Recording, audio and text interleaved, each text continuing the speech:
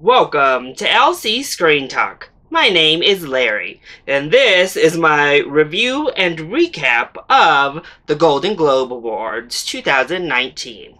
To quote our recently slandered Latrice Royale, the level of unprofessionalism, far too much. That's pretty much what I thought leaving this Golden Globes ceremony. And this time, I'm not just talking about the drunk celebrities and the very suspect winners here. I'm talking about the technical aspects of the show. This was a very, very shoddily put together production, from the blech kind of stage to the super cramped setup of the room. The editing and camera work was a mess. The fact that we could see the cameraman several times throughout the broadcast, the person running the teleprompter going ahead, the music people going 30 minutes over. This was a mess across the board tonight, Hollywood Foreign Press. And only some of it was fun mess. A whole lot of it was not fun. So let's jump into it. We're going to start off with the fashions of the night. So for me, the fashion was just bleh. Just meh. I mean, some people looked fantastic, and they always do. A lot of people did look terrible, actually, to me. And then there were so many that I liked a lot, kind of. I liked so much of what they were wearing. Folks like Denai Guerrera. I thought the dress was just gorgeous, and she looked great in that red. But that poof thing that went down her back was not good. Lose that, you make the best dress list. Lady Gaga, the dress itself was beautiful. I loved the blue hair. But that weird, drape, coat, cape thing was so cumbersome and took away from the magic of the rest. Lucy Liu had something going on, but then we had that sheer top over it, and it was just far too busy and too much. But I want to go ahead and just talk about the people I thought were at the top and the worst dress of the night. So let's go ahead and start off with the not so great. So this year I actually did like quite a bit of the poofy, more fantastical looks, the more princessy looks. Alison Brie, though, what happened on the top? I don't know. Did Vera Wang also make this strapless rhinestone bra? I mean, it's not really even a complete dress. I don't get this top part at all. Alyssa Milano looks like she walked in, grabbed her mother's bedspread, and literally just wrapped it around and pinned it to the side real quick. The fabric just is terrible. Literally it looks like a thick bedspread fabric. I think it's horrible. And then the way the dress drapes, it just doesn't look right. It doesn't look structured. It doesn't have a cool feel to it. It literally just looks like sloppily wrap around your body and safety pin it to the side real quick. Oops, forgot a dress. Let me snatch this up and go. Catriona Buffet. I actually don't know who this is. I apologize. However, I think this could have been great, and that's kind of why I made this list, because I enjoyed bits and pieces of it. However, the length is the main problem. Where it stops right at her ankle is absolutely terrible. The shape also is not great. The whole thing just looks a little bit too shoddy and cheap. Just a few minor things could have made it look illustrious and beautiful. Emma Stone, I don't actually think was one of the worst dressed of the evening. I just don't really like the style that she's adopted. And in particular, I don't really like that she keeps wearing these pinks so often that kind of just, I don't know, flush out with her skin tone. And I don't know, the fit is whatever, but I'm not thrilled about this. I don't think it's hideous, but Glenn Close prepping for her future funeral? I mean, I guess once you get up to a certain age, you just start planning for it every year. This honestly looked like her bedazzled body bag. I don't know what this is, except horrible. You ain't dead yet, girl. Stop wearing body bags. Judy Greer, you are no Janelle Monáe. That is for certain. I always love when women rock a nice pantsuit. However, the key word there is nice, because this is an ill-fitting mess. And Judy Greer is so tiny to wear this huge baggy suit. Ugh. What is this fabric, Laura Dern? Ugh. I hate it. And then finally, we can always expect something interesting from Spike Lee. I don't know what his shoe said. I didn't find a picture that showed them properly. This is just not for me. I know it's kind of his thing. It's very Spike Lee, but not for me personally. But you make your statement and you stay true to you, Spike. Now, as we move into the best dressed of the evening, we have to start with Billy Porter. Just coming in, looking like everything. Now, I think oftentimes this all is just too much. However, that cape, the embroidery, the drama of it all as he's nominated for Pose. Yes, Billy Porter, you did that. Mila Bell, I thought looked gorgeous. I actually don't really know who she is either, but I loved this gown. It fit beautifully. I loved that blue color. The eyeshadow, we could have gone more muted for me personally, but I love the small train and the design. Everything was just gorgeous to me. Say what you will, but I loved what Deborah Messing was wearing. She was giving us like evil queen from Snow White and the Huntsman vibes, and I was all in for it with that slicked back hair, the feathers, the drama of that big cape. It all just worked so well. I thought she looked stunning. Idris Elba continues to take chances. Chance paid off. I thought he looked beautiful in the suit, that green, all tied together with those green like suede shoes. It was fantastic. Jamie Lee Curtis snatched for the gods in that white ensemble, that slit up here, and then all topped off with this amazing white hair. I thought she looked amazing. Also thought Jim Carrey looked great. There were a couple blue suits on the red carpet, but I thought he pulled it off the best. The length of the pant was just right for me. I thought he looked great. So my next two, I don't know if they should be best dressed, but they're unique and I kind of live. First up is Cody Fern, and mostly because I just love this top that he's wearing. I'm not crazy about the pants. All the way up here is fine, but the fit was a little bit too baggy for me. But I appreciated where he went. And the second is Timothée Chalamet. I was meh at first, but the more I saw it, the more I was liking it. I think it's just high fashion wonderful. Then we have Penelope Cruz, who I also think looked gorgeous in this black, like, shimmery dress. It was really nicely structured and fitted. I liked this little asymmetry, like, strap moment. It worked really well for me. And she always is stunning, and she looked stunning on the red carpet. And then finally, I want to highlight maybe the star of the night for me, Miss Olivia Colman. This dress was everything. This sleeve moment with the slit up the sleeve on that black dress was beautiful. And we had this wonderful, like, shimmering steel looking net up around the collar area and up the sleeves. I thought she looked fantastic. Others looked really great, like Chadwick Boseman, but I didn't see him on the red carpet. I wasn't able to pull a picture, but I thought his white suit was amazing. However, unfortunately, I don't think I'd ever say this, I thought Michael B. Jordan did not look so good. That suit was just ill-fitting. And I think that was a big problem of the night for me, is there was a lot of stuff that was almost there. It just didn't quite fit right. It didn't quite fall right. If there were just some minor adjustments to so many of tonight's fashions, they would have been off the chart.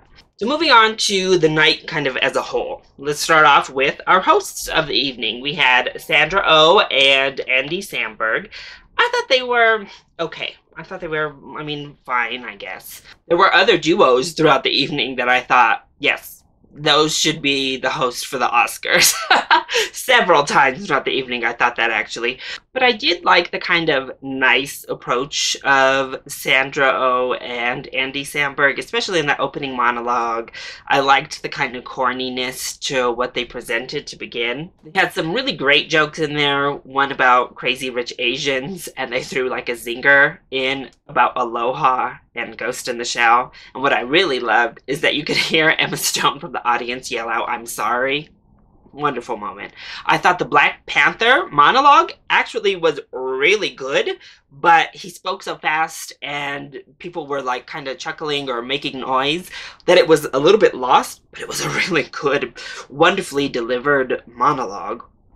And I love the Lady Gaga joke. I love that they brought it up. I don't think Lady Gaga loved that they brought it up, actually. I was hoping she would reference it herself, like poking fun at herself. She didn't, and I was a little bit disappointed to see her looked slightly embarrassed, but not like kind of playing into it. I wish she would have had fun with it too, because girl, I mean, you literally gave that speech a million times. So I love that they called her out. I thought that was fun. What I wasn't here for in particular with that opening monologue was, I think Sandra Oh's heartfelt speech at the end could have been a really great moment, but it just was delivered a little bit like even the audience started laughing midway through. They thought she was joking, so it was kind of like, oh, this didn't come across as well as I think you envisioned in your head, and as well as it should have, honestly.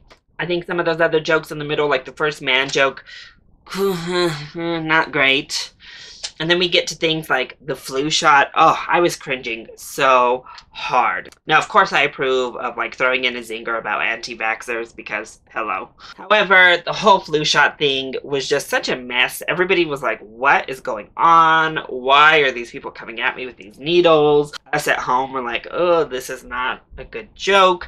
Honestly, I just kind of want to stick with the people that are in the room. Let's stop these gags about like leaving and going outside the stadium or bringing random people into the stadium. Like, I don't get it. I don't understand why this has become such a thing, because I don't really think it's been all that successful very often. And I don't know why we're continuing to do these kind of gags. So this one was really cringe though. And then throughout the rest of the night, while we were running so far behind, we didn't get much of them. I thought their little bit about the highlights or whatever and just showing their own acceptance speeches was cute. There were a few like zingers as they introduced people, but honestly, overall, it kind of highlighted to me the non-necessity of a host in general for these award shows. Maybe just incorporate zingers and funny moments into the introductions. And I don't know that the Oscars in particular coming up even need the host, if I'm being real, because they didn't do much for me tonight. They don't do much to kind of keep the ceremony moving. So, and then that leads into the fact that we bled over like 30 minutes. This was a 3.5-hour long broadcast. I think came down to one, the script for the show in general was not planned out very good. 2, all of the technical like messes that were going on. And then 3, of course, these speeches went on so long, so many of them. That was the problem, is it wasn't just 1 or 2. We didn't just stop at Regina King early in the night. After she had her speech, we just kind of kept them coming and coming and coming. And it's like, okay, not everyone needs to like try to force the music to stop playing. This is too much. Jeff Bridges, he started out good. I thought he had a fun anecdote to begin his speech, and it was kind of cute right at the end. But his speech just went on for a very, very long time. Farley and the rest of them up there for Green Book, their speech, they stopped the presses. They like stopped the music and kept going and going and going and going. And it's like, okay, the message is nice enough, but this is too much. And that was me all night. Okay, this is too much. So like literally, they may as well not even have given the music, given timers, nothing. Just let them go up and talk all night if they want, because that's pretty much what they did. Also, people, like, know when you're supposed to leave the stage or get on the stage, what's your exit strategy here, because so many people kind of just were like, do I come out? Do I go off now? Am I supposed to stay on and present another one? It seemed so disorganized and messy. I also had questions about some of the presenters and what we got here. In particular, why did we have Lucy Liu present for Crazy Rich Asians? Like the montage, the Best Picture nominee for Crazy Rich Asians. Is this like a situation of white people can't tell us apart? Because Lucy Liu wasn't in the film. And then later we got Octavia Spencer, who presented for Green Book, but she was an executive producer, and a big part of that film getting made, Lucy Liu wasn't an executive producer. I'm confused. Well, that wasn't the only one. We had another minority film that had it happen too, and that was If Beale Street Could Talk. We had Janelle Monáe come out and present the Best Picture showcase for that film. I don't really know what Janelle Monáe's tie to that film is. Couldn't have got the actors.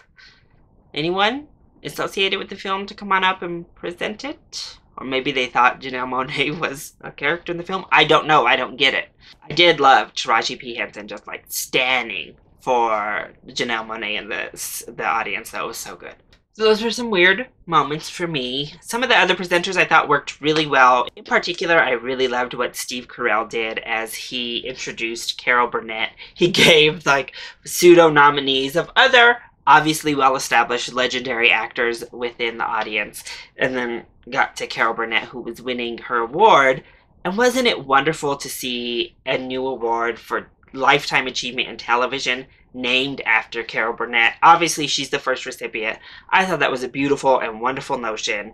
I also want to briefly talk about Carol Burnett's speech, because I love listening to legends like Carol in most industries, really, whether it be acting, singing, other musicianship.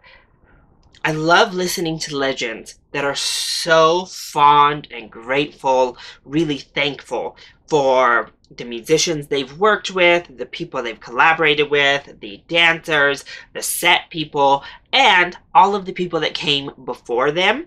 Whether or not we ever even knew their name, whether or not they speak of them like they're legends right there with them, that they're right on the stage, they're so deserving. They make sure you know all of the other people who put so much work into it. That's what I loved about Carol Burnett's speech, is her just saying, look, thank you so much for this and for my time, but we got to talk about these people too. All of this that went into making these amazing productions. It was a great speech. And she's great. She's a legend.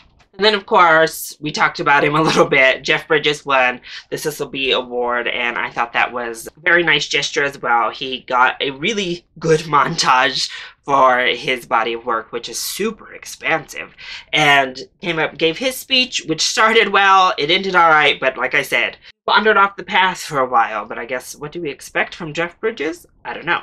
Other highlights of the night when it came to speeches, Christian Bale, like, straight up thanking Satan. Obviously, he was thanking Dick Cheney for the material, who, I mean, is pretty much Satan incarnate. Who are we kidding? I loved his jab at Mitch McConnell. I thought all of that was great. I thought Christian Bale's whole speech was wonderful. I thought Glenn Close delivered probably the most authentic, heartfelt, beautiful speech of the night. You could tell she was genuinely, like, shocked that she had just won, but I loved her uplifting and empowering the other women in that room, what she had to say about career. Everything was so wonderful in her speech, and it was just so heartfelt and beautiful. Plus that moment between her and Michael Douglas. That was great. Olivia Colman was a delight, and again, for me, stole the whole night. I loved it. Thanks to the sandwiches, thanks to Yargos, thanks to my bitches. Yes, Olivia, come through, queen. Literally this time. She was amazing. But of course, we have to talk about the speech probably everyone's going to be talking about tomorrow, and that is Regina King coming out, giving a really lovely speech, finally getting her due, well-deserved, for If Beale Street Could Talk here. She was the first one. She broke that seal and kind of kept talking as they tried to play her off. Except this time we all wanted to hear what she had to say, so we were cheering, cut the music, cut the music, let the woman talk. But hers was really the only one that should have done that. Let's just be clear. She comes out and says for the next 2 years, every project that she produces, she will ensure is 50-50 male-women divide on every project. I've already seen people kind of blowing up about this on Twitter. Obviously, we saw The Room with a very enthusiastic response. And I think, of course, naturally, the online response was much more divided and mixed. I saw a lot of really negative responses to what she had to say. My take is basically that if you're not there yet, changes need to be made, even if they're not a perfect long-term solution. Mandates on how many men, how many women, how many people of color, in whatever case, how many LGBT members, how many trans brothers and sisters need to be hired onto each and every set or be a part of each and every cast is not really what you aim to have come years down the line, because you hope these things start to happen organically. However, much like integration and things like affirmative action, which I know it's a trigger word, oh my gosh, affirmative action, so terrible. You have to start somewhere. If it's not going to get there, it's not going to get there. And if we just continue down this same path of productions, then we just continue down the same path, and we'll still keep hearing women don't want to be this, women don't want to direct, women don't want to be in action films, women don't want to be cinematographers, women don't want to write stories that will make hits, women don't want to, women don't want to, women don't want to. So overall, I think the message and her action as a producer, which is her prerogative as a film producer, is a strong one, and I support her, and I support her overall message of her speech. Okay, now on to the actual awards. Whew! What a shocking night this was. So overall, if you watch my prediction video, I ended up with 8 out of 12 correct, which turned out a little bit better than I anticipated because oof, I started off rough, y'all. But we did have a lot of the expected winners to come, such as Shallow taking home Best Original Song. I mean, at this point, that's an autofill. That's an auto check mark for all of us come Oscars, I think. Then Best Foreign Film, Roma. I mean, that's kind of a given in this scenario. Best Director, I think was expected. I was a little bit nervous, but definitely it came through. Alfonso Cuarón, the rightful winner in my opinion. He got it here. Regina King, pretty much running away with this thing at this point. Pretty much a sure bet tonight. Best Original Score, I predicted correctly, yay! And that was First Man. I know a lot of people kind of find it repetitive or whatever. Personally, First Man is my favorite original score of the year, so I was super happy to see it win, and I think it's kind of on that road to win the Oscar as well. But then some of the early surprises, I have to say, I was pleasantly shocked that Spider-Man Into the Spider-Verse did it! They gave it to Spider-Man! I couldn't believe my eyes when I saw that announced for Best Animated Feature. Now it will really be a dagger if the Academy pulls a Lego movie situation and doesn't nominate Spider-Man. But I think it's got to be there now, right? I mean, it has to. And hopefully the Academy voters actually watch it, because then it's a shoo-in to win. But I was so excited, so happy for that film. I love that the cast of Black Panther presented it. Beautiful moment right there. Then for supporting actor, I think it was a minor upset, not really a big one. It's definitely really up in the air, but Mahershala Ali takes home the award. I think he was wonderful in the film. I liked 2 other performances more than his, but that was when I got incorrect. Then we move on to Best Screenplay. This is when things started to really get shocking for me, because Green Book won for Best Screenplay, which I hadn't really considered. I think it's the weakest screenplay of the bunch. I predicted Vice to win, which I don't love, but I did not anticipate Green Book taking that home. So I guess for adapted screenplay, this has to be in the conversation now. Interesting prospects. Then actor in a comedy or musical, we had Christian Bale, which is not a shock at all, actually. I thought, especially with the love that Green Book got tonight, Viggo Mortensen was going to pull this one out, especially with some of the earlier awards he had won. But Christian Bale, deserving of this award, so I was very happy he won. And he gave us that great speech, so yes. We get to the big ones of the night. So, Best Actress in a Comedy or Musical, Olivia Colman.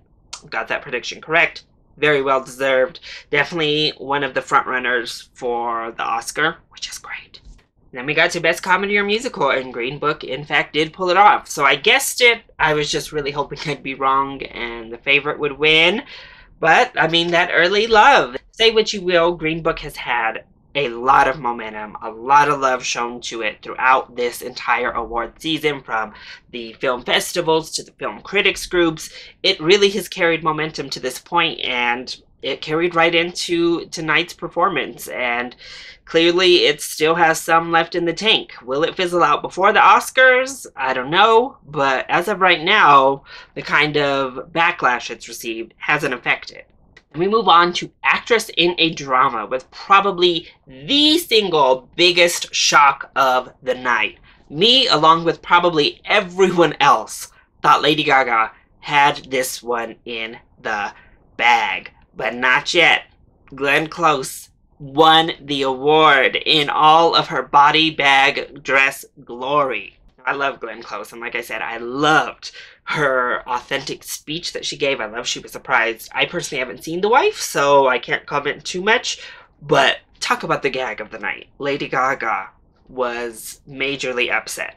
And then we moved to Best Actor. I called it. I think other people called it as well. Rami Malek had the momentum on his side. Bradley Cooper just couldn't pull it off. He couldn't pull off director. And honestly, A Star is Born had no love from the Golden Globes. It got the one award it was pretty much designed to win for Best Original Song, but didn't win literally anything else the rest of the night, which is a pretty shocking development in general. But Rami Malek also gave a very lovely, nice speech, gave praise to the beautiful man, as he said himself, Freddie Mercury. Loved his speech, love his thanks to Queen. Obviously, I love the messages of diversity and inclusivity that came from both Green Book and Bohemian Rhapsody. Just not sold on those films being named the best, personally. In particular, Bohemian Rhapsody, who went on to win Best Drama. My jaw pretty much hit the floor when Bohemian Rhapsody was called. And now, after that Producers Guild nomination, and now this Best Drama win at the Golden Globes, it's pretty much a lock for one of those 10 Best Picture slots at the Oscars, I think. There's no denying it is there. Personally, I think it was the worst made of the 5 nominated for Best Drama. And I picked A Star is Born. I thought that was pretty solidly in the bag, but yeah, the Hollywood Foreign Press just completely rejected that film, almost across the board. There wasn't much love for the favorite tonight outside of Olivia Colman. A lot of the pre-evening predictions and hopes and juggernauts really didn't come through. So this all paints for a very interesting, muddled, probably messiest lead into the Oscars we've had in a very long time. So the nominations come out on the 22nd. Be looking out for my live reaction and subsequent awards season coverage all the way leading up to the Academy Awards. But what did you all think? Did you find this award show as messy as I did? Were you shocked by these results as I was? And what did you think of those fashions? Were you a little bit meh when it came to the red carpet? Let me know all of your thoughts and opinions in the comment section down below, or you can hit me up on Twitter. And if you liked this video, make sure to hit that like button down below and subscribe so you are always up to date on our latest videos, including all of the awesome upcoming awards content. I love you all so much for your support. Mwah! Thank you for watching, and I'll see you next time. Bye!